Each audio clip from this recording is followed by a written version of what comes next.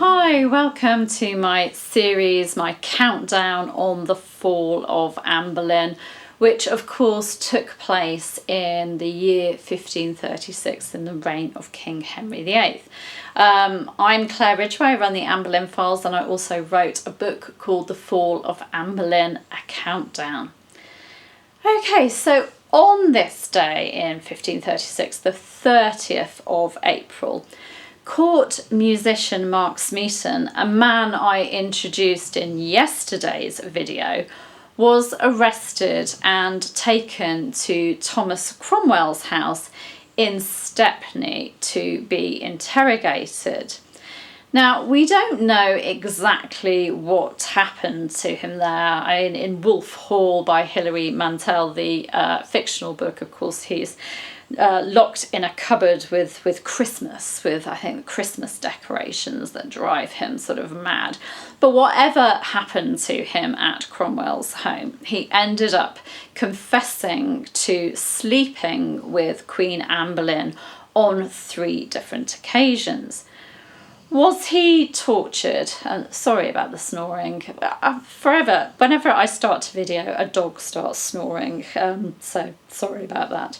Was he tortured? Well, according to George Constantine, who was one of Sir Henry Norris's servants, there were rumours around court that Mark Smeaton had been racked. And the Spanish Chronicle, which is a contemporary source but is not known for its accuracy and is a bit like one of today's tabloid newspapers, and so has to be taken with a rather hefty pinch of salt, records that Smeaton was tortured with a rope and cudgel. It states, "Then he," that's Cromwell, "called 2 stout young fellows of his, and asked for a rope and a cudgel, and ordered them to put the rope, which was full of knots, around Mark's head, and twisted it with the cudgel until Mark cried out, 'Sir Secretary, no more, I will tell the truth.' And then he said, 'The Queen gave me money.' 'Ah, Mark,' said Cromwell, 'I know the Queen gave you 100 nobles, but what you have bought has cost over 1,000, and that is a great gift even for a queen to a servant of low degree such as you. If you do not tell me all the truth, I swear by the life of the king I will torture you till you do.' Mark replied, 'Sir, I tell you truly that she gave it to me.' Then Cromwell ordered him a few more twists of the cord, and poor Mark, overcome by the torment, cried out, 'No more, sir, I will tell you everything that has happened.' And then he confessed all, and told everything as we have related it, and how it came to pass." So that's the account of the Spanish Chronicle, which is not backed up by anything else apart from George Constantine's mention of rumours that Smeaton was tortured. There is also no mention of Smeaton having any injuries, having any visible injuries when he walked to the scaffold at his execution in 1536. But of course that doesn't mean that he wasn't tortured in other ways. He could have had psychological pressure put on him. He could actually have been offered a deal. I mean, Cromwell might have said to him, "Look, Mark, you're on your way down anyway. We're going to execute you. There's no way out.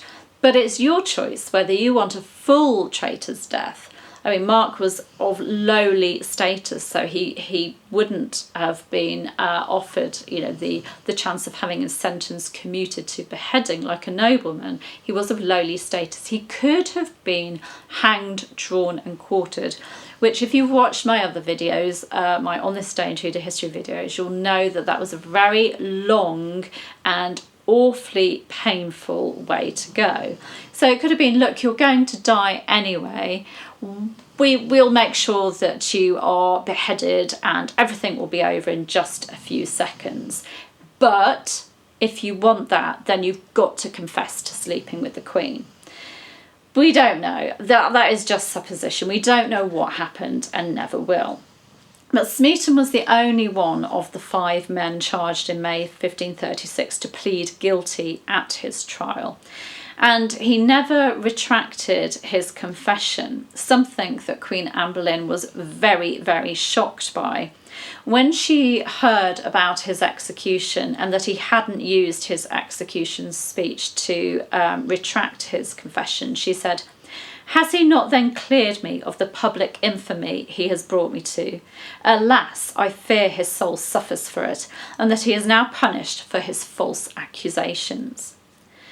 And his contemporary, another courtier and another member of the circle around the king and queen, poet and diplomat Sir Thomas Wyatt the Elder, wrote a poem about the men's executions in May 1536. And in this poem, he's sympathetic to Norris, Weston, Brereton and Rochford, but describes Mark Smeaton as a rotten twig upon so high a tree.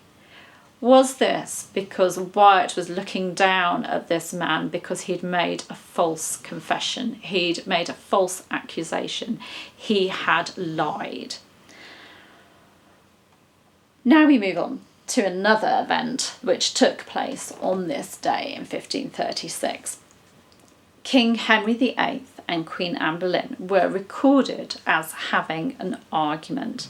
Scottish theologian Alexander Elesius, who was visiting the royal court at Greenwich at the time, gave an account of what he saw that day to the couple's daughter Elizabeth years later when she was queen. He wrote, "Never shall I forget the sorrow which I felt when I saw the most serene queen, your most religious mother, carrying you, still a baby, in her arms, and entreating the most serene king, your father, in Greenwich Palace, from the open window of which he was looking into the courtyard, when she brought you to him. I did not perfectly understand what had been going on, but the faces and gestures of the speakers plainly showed that the king was angry, although he could conceal his anger wonderfully well. Yet from the protracted conference of the council, for whom the crowd was waiting until it was quite dark, expecting that they would return to London, it was most obvious to everyone that some deep and difficult question was being discussed."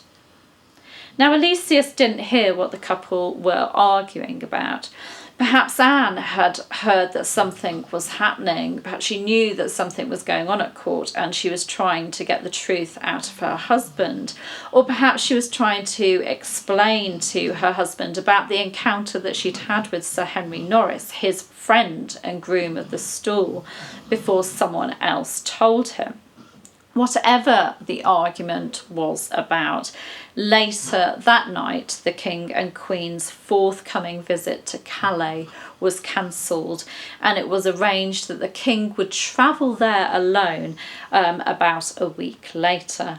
Something, of course, that never happened. Well, happened later, but not a week later. So that's what happened on this day in history, in the fall of Anne Boleyn, the 30th of April 1536. We have Mark Smeaton, and we don't know whether he was tortured into confessing, and we also have the King and Queen having a bit of a row. I will see you tomorrow with another Fall of Anne Boleyn event. It's very sad counting down to such an awful miscarriage of justice and tragedy. But I'm hoping that these day by day, sort of this blow by blow account of her fall will show you just how fast everything happened. See you tomorrow. Bye bye.